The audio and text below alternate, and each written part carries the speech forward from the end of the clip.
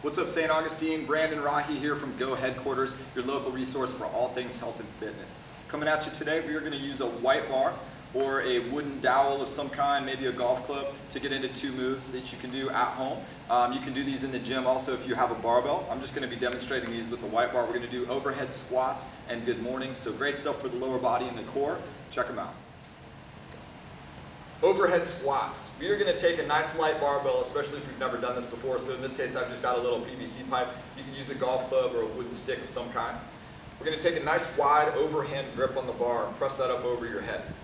Looking at this from the side, the bar should be over your heels, not out in front of you. We're also going to set up your squat stance. So your heels are shoulder width apart. We're going to press up on this bar and spread the bar as much as we can to stay locked out on elbows as we execute a perfect squat. So the squat sequence should be your hips go back and down while your knees stay out, and the whole time we're pushing up on this bar. We're going to come all the way below parallel. My weight's in my heels, my knees are out, my chest is up, and hopefully the bar is over my heels, it's not out in front of me.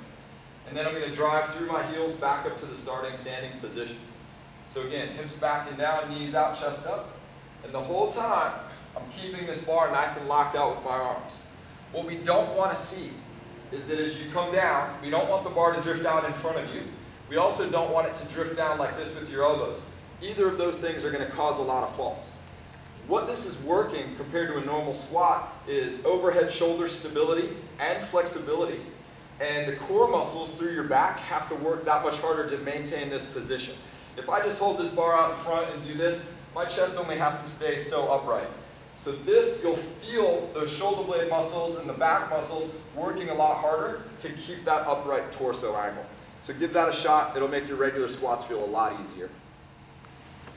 Good mornings. We are going to take our bar, whether it's weighted or something really, really light to learn. We're going to take that bar and put it right on the meat of our back. When we put a bar on our back, we want to make sure that the bar is not up into our neck, into the spine. We want to get our chest out and our shoulders back and bunch up the meat of the trap muscles there, and that's where that bar is going to sit, even if it's nice and light. I'm going to put my feet hip width apart, and I'm going to stiffen up my knees. I'm not going to lock my knees, but I'm not going to bend them either. I'm just going to stand really stiff.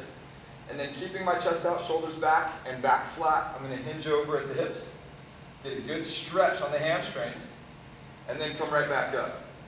So you'll see that my back is nice and flat. What we don't want to get into during this move, especially if we have weight, is any sort of rounding. You can see how now my back is round, so now I'm going to get into some low back trouble if I'm doing this way. We want to keep that chest out and the back flat. So I'm tilting that pelvic structure forward. As we come down, we also don't want to bend the knees and we don't want to lock the knees out. We just want to keep them in that stiff leg position. So this is also known as a stiff leg deadlift, where you would hold the bar in front of you. But today we are doing good mornings where the bar rests on the back. So you'll fire out your repetitions and then bring that bar safely off your back somehow. Give it a shot.